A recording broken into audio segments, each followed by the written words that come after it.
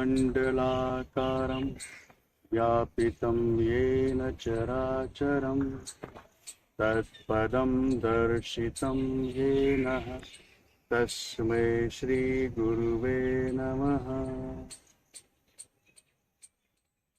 गुरु पूर्णिमा के इस पावन पर्व पर मैं उस गुरु तत्व को कोटि कोटि प्रणाम करता हूँ और सभी दर्शकों को मेरा प्रणाम है।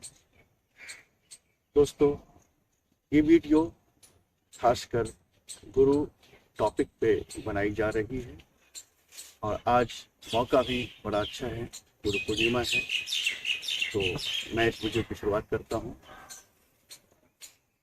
शुरुआत में मैं आपको बताना चाहता हूँ कि गुरु तत्व, गुरु के बारे में, गुरु क्या है, गुरु तत्व क्या है।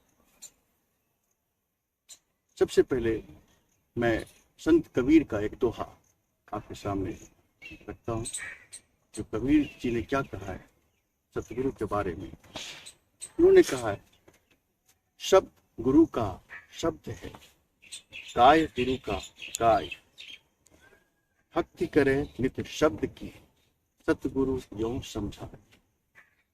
उन्होंने साफ खोल कर रख दिया है इस दोहा में कि सतगुरु क्या है। उन्होंने कहा है कि जो शरीर है ये गुरु का शरीर है, लेकिन जो गुरु बोलते हैं, जो गुरु के वचन है, वो उनका शब्द है। और कह रहे हैं कि उस शब्द की ही भक्ति की जाए, उस शब्द की ही भक्ति करें, और वही सतगुरु। सतगुरु उन्होंने समझा दिया शब्द, यानी कि आपने गुरु धारण कर लिया और गुरु की खूब आदर सत्कार भी करते हैं, सब कुछ करते हैं, परंतु गुरु के वचनों को नहीं मानते, तो आपकी गुरु भक्ति सच्ची नहीं हुई। हमें गुरु की वचनों पे चलना, अगर ये हमने शुरू किया तभी गुरु की सच्ची भक्ति मानी जाएगी। तो शब्द ही गुरु का गुरु तत्व, और जो इस शब्द की भक्ति करता है वही गुरु तत्व का अनुसरण करता है। और शब्द उपलब्ध, शब्द आपके पास चारों तरफ उपलब्ध, आप किसी के भी शब्द को फॉलो करिए, आप उस तत्व तक पहुंच जाएंगे। तो मैं आपको इसी क्रम में जो अभी रखने जा रहा हूँ आज का गुरु ज्ञान, इस वीडियो में मैं आज के गुरु पूर्णिमा के अवसर पर आप लोगों को कुछ देने जा रहा हूँ, वो है गुरु ज्ञान। किस गुरु का ज्ञान? वही शब्द गुरु का ज्ञान। शब्द किसके? तो श्रीमद् भगवत गीता की। भगवत गीता में भगवान के वचनों का संग्रह है, भगवान ने जो बोला है वही है इस भगवत गीता में। तो मैं भगवान के बोले हुए शब्दों को आपके सामने रख रहा हूँ, उन्होंने क्या बोला है, और वो परम ज्ञान की जो बातें हमने कही मैं आपके पास वो रख रहा हूँ। ये श्लोक है, उपद्रष्टा अनुमंता च भर्ता भोक्ता महेश्वर परमात्मा च अपि उक्तो देहेस्मिन् पुरुषः।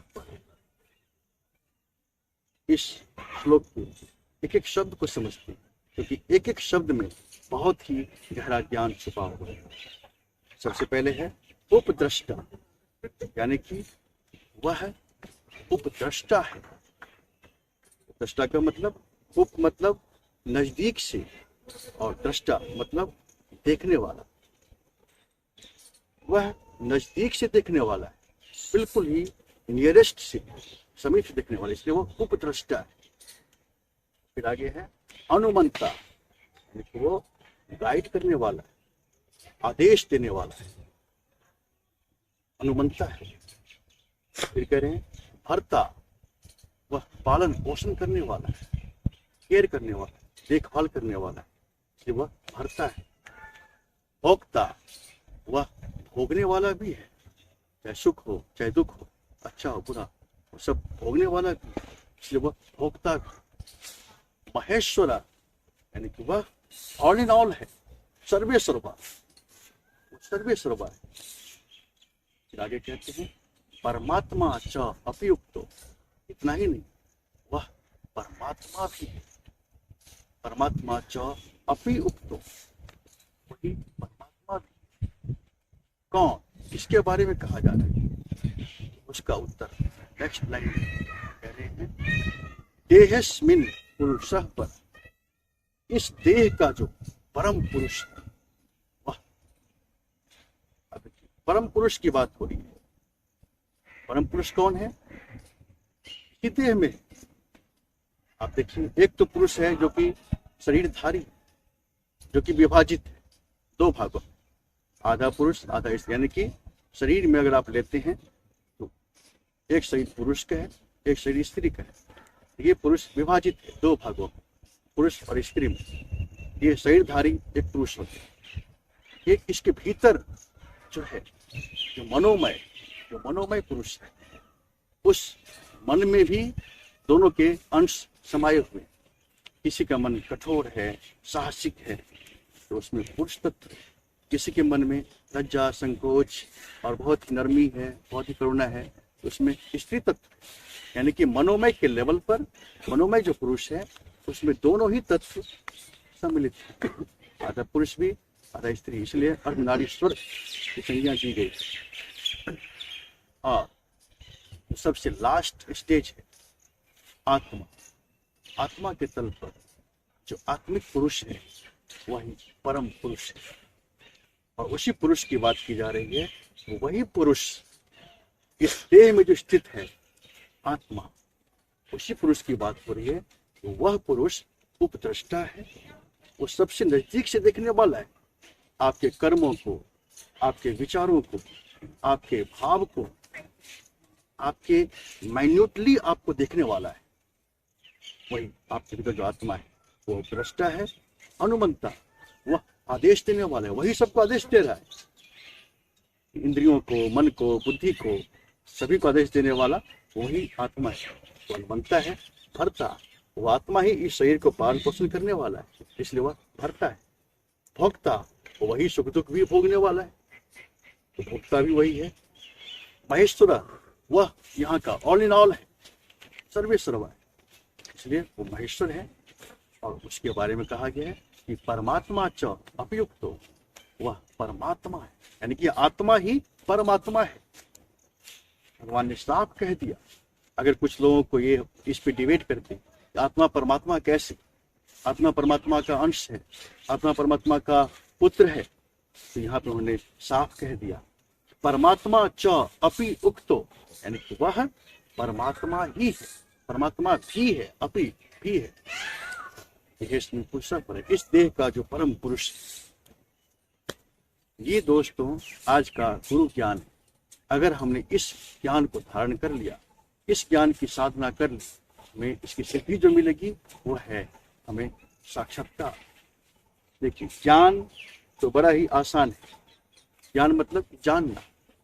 आपने जान तो लिया, फर्स्ट स्टेज तो सभी कर लेते हैं, जानना। आपने सुनकर, पढ़कर ज्ञान को जान लेते हैं। लेकिन जो दूसरा स्टेज है वो है इसका मनन करना। यानी कि इसको आपने कितना मनन किया, कितना इसको आपने जो है इसको कितना रिवाइज किया, कितना इसको आपने अंदर इसको रीथिंक किया। और जब नेक्स्ट स्टेज आता है वो होता है कि आचरण, श्रवण, मनन, आचरण। पहला तो आपने सुन लिया, वो बड़ा आसान है, कहीं से भी सुन लीजिए, यूट्यूब से सुन लीजिए, टीवी से सुन लीजिए, सत्संग में सुन लीजिए। तो पहला श्रवण, लेकिन वो टिकने वाला नहीं होता जब तक कि आप उसका मनन नहीं करते। उस ज्ञान को मनन करिए, यही साधना। सेकेंड जो लेवल है वो साधना का। और साधना जब परफेक्ट होता है तो वह आचरण में उतरता है, आपके बिहेवियर में उतरता है। फिर आपका बिहेवियर उसी ज्ञान से भर जाता है। तब जो है ज्ञान की यात्रा पूरी हो जाती है, जब वो आपके आचरण में उतर जाए। तो इस ज्ञान को श्रवण करें, मनन करें और इसको अपने आचरण में उतारें, अपने बिहेवियर में उतारें। तब देखिए ज्ञान आपको आपका रियलाइजेशन दे सकते हैं।